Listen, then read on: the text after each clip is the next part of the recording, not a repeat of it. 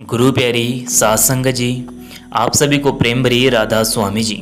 सात्संग जी, आज दिन शनिवार 7 सितंबर को जो डेरा ब्यास में संगत और बाबा जी महाराज जी के बीच जो सवाल जवाब हुए, वह सवाल जवाब के कुछ चुनिंदा क्वेश्चन आंसर हम आप जी के लिए लेकर आए हैं, तो वीडियो में अंत तक जरूर बने रहिएगा। तो चलिए हम चलते हैं आगे। सात्संग जी, आज 7 सितंबर को बाबा जी महाराज जी ने संगत के साथ जो सवाल जवाब किए वह लगभग शाम को 4 बजे किए। सात्संग जी, शाम 4 बजे बाबा जी महाराज जी और हुजूर महाराज जी स्टेज पर आ गए थे जी। बाबा जी ने संगत के साथ सवाल जवाब शुरू भी कर दिए थे जी।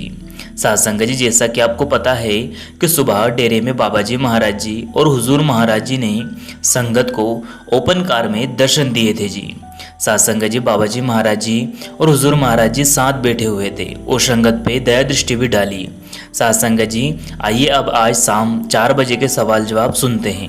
सबसे पहले जो सवाल किया वह एक लड़के ने बाबा जी महाराज जी से किया।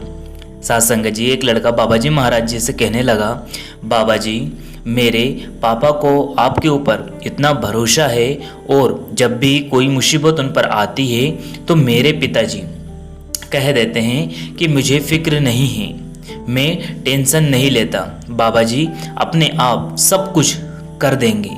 और मेरे पापा कहते हैं कि जैसे बाबा जी अलग अलग सेंटरों में जाते हैं ऐसे ही एक दिन हमारे घर भी जरूर आएंगे। सात्संग जी, तो बाबा जी महाराज जी ने कहा, बेटा पहले हमें यह सोचना चाहिए कि हमारा घर सच्चा घर कौन सा है। हमें विचार करना चाहिए कि जिस जगह हम रहते हैं उसी को हम असल घर समझकर बैठ जाते हैं। असल में तो हमारा कोई घर यहाँ है ही नहीं। और जब आप मालिक पर विश्वास करोगे तो मालिक आपका साथ जरूर देगा। फिर एक बहन बाबा जी महाराज जी से पूछने लगी, बाबा जी मेरे बेटों का व्यापार आगे नहीं बढ़ रहा, जिस वजह से वो बहुत ही परेशानी से गुजर रहे हैं। तो बाबा जी महाराज जी ने उन्हें बड़े ही प्रेम प्यार से समझाया और कहा कि बेटा आप फिक्र ना करें और अपनी मेहनत करते चले। मालिक के घर देर जरूर हो सकती है लेकिन अंधेर कभी नहीं होती। फिर एक भाई बाबा जी महाराज जी से कहने लगे, बाबा जी कुछ रिश्तेदार दिखाने को तो साथ खड़े होते हैं लेकिन अंदर से वो हमारी मदद नहीं कर रहे होते हैं। तो बाबा जी महाराज जी ने इस भाई को समझाते हुए कहा, बेटा हमें किसी की परख नहीं करनी और ना ही किसी पर कोई उंगली उठाना है। जो जैसा करता है वो उसके अपने कर्म हैं। फिर यही भाई कहने लगा कि बाबा जी अपने जो मेहर रखना है, मुझे सचखंड ले जाना है और मुझ पर मेहर करना।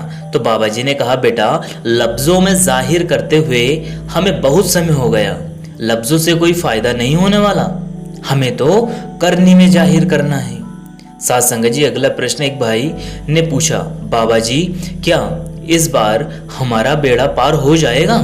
तो कुल मालिक ने समझाया, बेटा जब तक हम लफ्ज़ों में जाहिर करते रहेंगे तब तक तो बेड़ा पार नहीं होगा, करनी ही पड़ेगी। सात्संग जी आगे कहा कि मेहनत करेंगे तो मालिक बेड़ा पार जरूर कर देगा।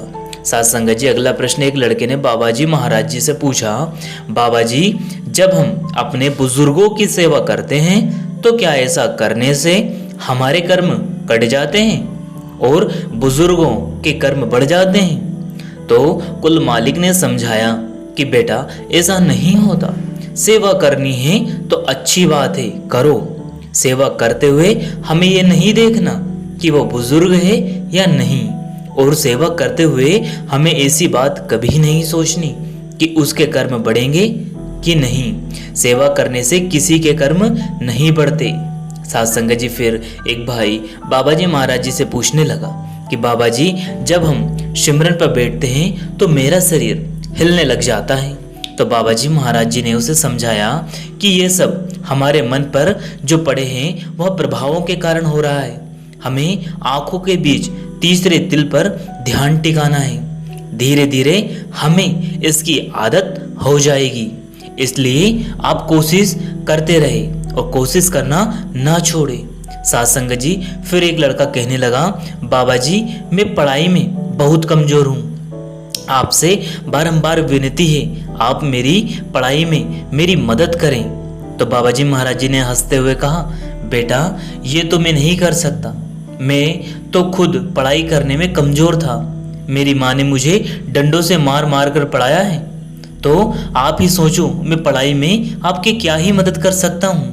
बाबा जी की बात सुनकर सारी संगत जोर जोर से हंसने लगी।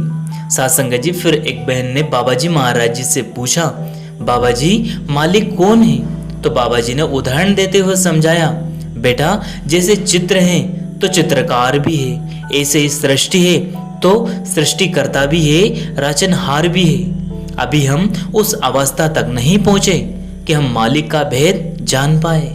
पहले हमें उस अवस्था तक पहुंचना पड़ेगा, उसके बाद हम जान पाएंगे कि मालिक कौन है। साथ संगत जी, फिर एक भाई कहने लगे, हुजूर जी को जी आया हूँ, हुजूर जी का बहुत बहुत स्वागत है।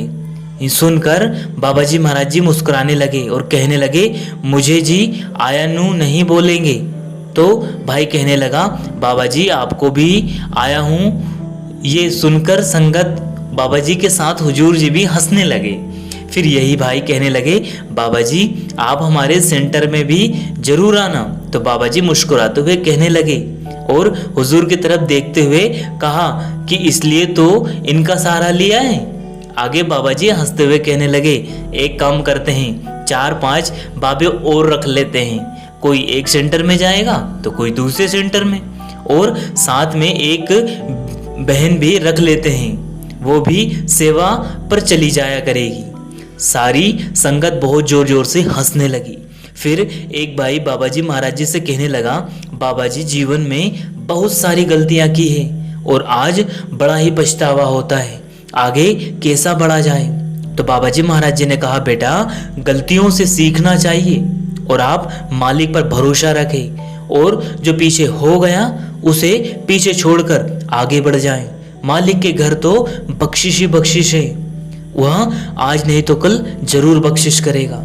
साथ संगत जी, फिर एक लड़की कहने लगी, बाबा जी मेरा परिवार परमार्थ पर चलने की बहुत कोशिश करता है, लेकिन सबके अंदर ईगो भरी पड़ी हुई है। तो कुल मालिक ने उस लड़की को समझाते हुए कहा, बेटा हमें अपनी फिक्र करनी है, हमें दूसरों पर कभी उंगली नहीं उठानी और ना ही दूसरों की परख करनी है।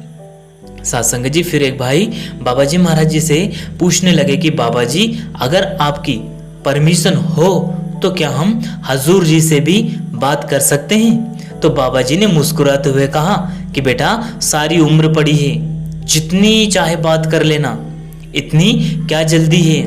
फिर यही भाई कहने लगा, बाबा जी हमें तो हुजूर जी की एक बार आवाज़ सुननी है। तो बाबा जी ने कहा कि बेटा पहले मेरी तो आवाज़ सुन लो। संगत फिर से हंसने लगी। फिर यही लड़की कहने लगी, बाबा जी आज आप बहुत ही खूबसूरत दिख रहे हो।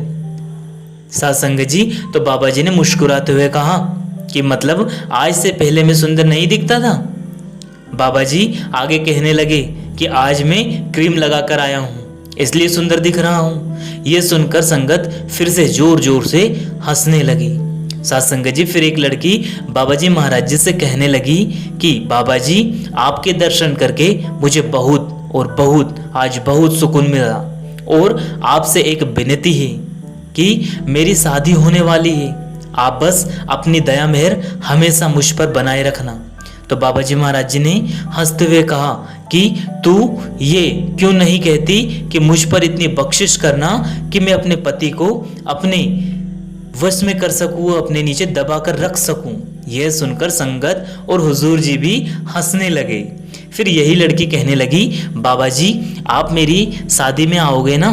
तो बाबा जी महाराज जी ने मुस्कुराते हुए कहा, बेटा मैं तो सिर्फ भोगों पर जाता हूँ। साथ संगत जी, ये सवाल जवाब आज संगत के साथ बाबा जी महाराज जी ने शाम को किए, और आज बाबा जी बहुत ही खुश लग रहे थे और संगत को भी खूब हंसाया।